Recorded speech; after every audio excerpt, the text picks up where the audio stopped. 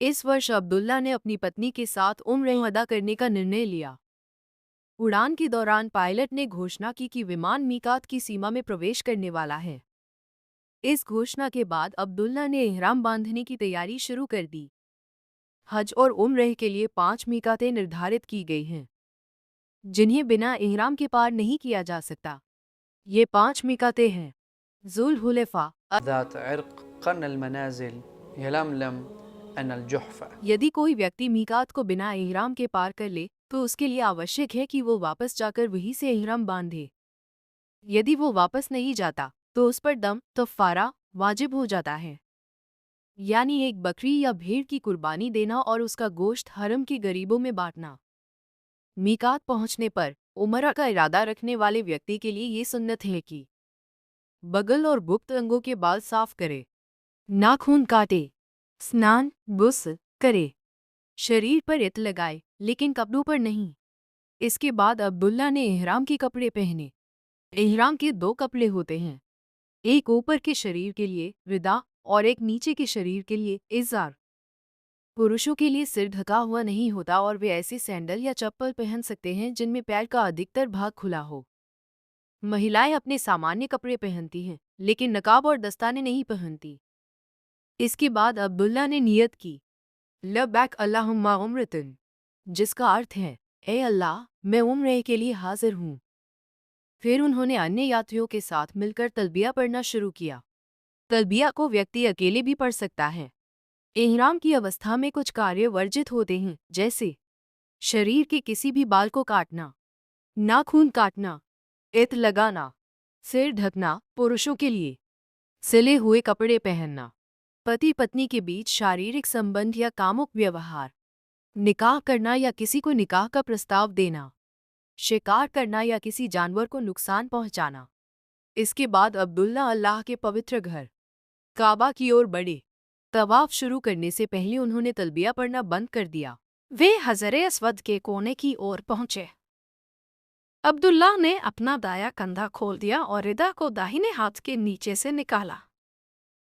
जब वे काले पत्थर के सामने पहुंचे तो यदि उसे छूना संभव न हो तो केवल उसकी ओर इशारा करके कहा, बिस्मिल्लाह अल्लाहु अकबर या अल्लाहु अकबर।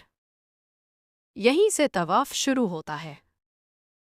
तवाफ में 7 चक्कर होते हैं, जो काले पत्थर से शुरू होकर वहीं समाप्त होते हैं। पहले 3 चक्करों में पुरुष थोड़े तेज और छोटे कदमों से चलते हैं, जिसे रमल कहा जाता है। यह केवल पुरुषों के लिए है, महिलाओं के लिए नहीं। तवाफ के दौरान व्यक्ति कोई भी दुआ या जिक्र कर सकता है। जब अब्दुल्ला यमनी कोने के पास पहुंचे तो यदि संभव हुआ तो उन्होंने उसे हाथ से छुआ, बिना चूमा। यदि छूना संभव न हो तो बिना इशारा किए आगे बढ़ गए। यमनी कोने से काले पत्थर के बीच यह दुआ पढ़ना सुन्नत है, रब्बना आतिना फिद दुनिया हसन व फिल आखिरती हसन व किना अज़ाबन नार। इसी प्रकार 7 चक्कर पूरे किए गए। अब्दुल्ला इस बात का भी विशेष ध्यान रखते हैं कि वे हिज्र इस्माइल के अंदर से तवाफ न करें, क्योंकि वो काबा का ही हिस्सा है और उसके अंदर से तवाफ करने से तवाफ अधूरा हो जाता है। 7वें चक्कर के अंत में हाथ नहीं उठाए जाते, क्योंकि हाथ उठाना केवल पहले चक्कर की शुरुआत में किया जाता। इसके बाद अब्दुल्ला अपना दायां कंधा ढक लेते हैं और मकाम इब्राहिम के पीछे जाते हैं, जो कि हजरत इब्राहिम अलैहिस्सलाम के खड़े होने का स्थान हो। वहाँ वे 2 रकत नमाज अदा करते हैं। पहली रकत में पढ़ी जाती है सूरह अल काफिरून और दूसरी रकत में सूरह अल इखलास। इन 2 रकत नमाज के बाद रास्ते में ही वे ज़मज़म का पानी पीते हैं, जैसा कि नबी मोहम्मद की सुन्नत है। इसके बाद अब्दुल्ला सफ़ा और मरवा के बीच सही करने के लिए आगे बढ़ते हैं। अब्दुल्ला सफ़ा पहाड़ी पर चढ़ते हैं। वहां पहुंचकर वे अल्लाह के उस फरमान को पढ़ते हैं जो सूरह अल बकरा में आया है, निश्चय ही सफ़ा और मरवा अल्लाह की निशानियों में से है। इसके बाद वे काबा की ओर मुख करके खड़े होते हैं और अल्लाह से दुआ करते हैं। यह नबी मोहम्मद की सुन्नत थी कि वे इस समय यह जिक्र पढ़ते थे, ला इलाहा इल्लल्लाहु वहदहु ला शरीक लहु लहुल मुल्कु व लहुल हम्दु व हुवा अला कुल्लि शैइन क़दीर। ला इलाहा इल्लल्लाहु वहदहु अनजज़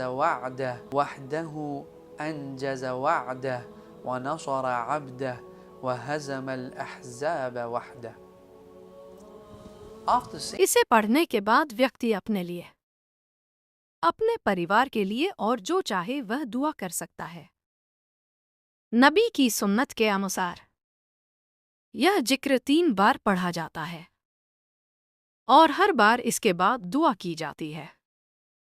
जब दुआ पूरी हो जाती है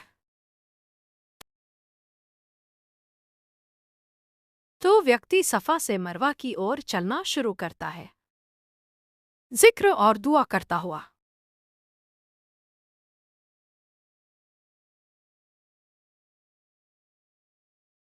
सफा और मरवा के बीच जो 2 हरी निशानियां लगी होती हैं, उनके बीच पुरुष थोड़ा तेज चलते या हल्का दौड़ते हों। जब वे मरवा पहुंचते हैं तो 1 चक्कर पूरा हो जाता है। वहां भी वही दुआ पढ़ते हैं जो सफा पर पड़ी थी, लेकिन आयत को दोबारा नहीं पढ़ते। फिर भी उसी तरह वापस सफा की ओर लौटते हैं और इसी क्रम को दोहराते हैं यहाँ तक कि 7वां चक्कर पूरा हो जाता है। 7वें चक्कर के बाद वे मरवा पर पहुंचते हैं और बिना कुछ कहीं रुक जाते हैं। इस प्रकार उनकी सई पूरी हो जाती है। सई के बाद अब्दुल्ला ने अपना सिर मुंडवाया और उनकी पत्नी ने अपने बालों के सिरों से हर तरफ से उन्हीं के बराबर बाल काटे। इस तरह अब्दुल्ला और उनकी पत्नी ने उम्रह के सभी अरकान पूरे किए और अल्लाह ताला से आशा की कि वो उनका उम्रह स्वीकार करे और उन्हें सर्वोत्तम प्रतिफल प्रदान करे। आपकी उम्राह की यात्रा कबूल हो। विश्वसनीय पैकेज, आरामदायक यात्रा और पूरी मार्गदर्शन के लिए आज ही अल अजवा उम्र सर्विसेज से संपर्क करें। सारी जानकारी नीचे दिए गए विवरण डिस्क्रिप्शन में उपलब्ध है।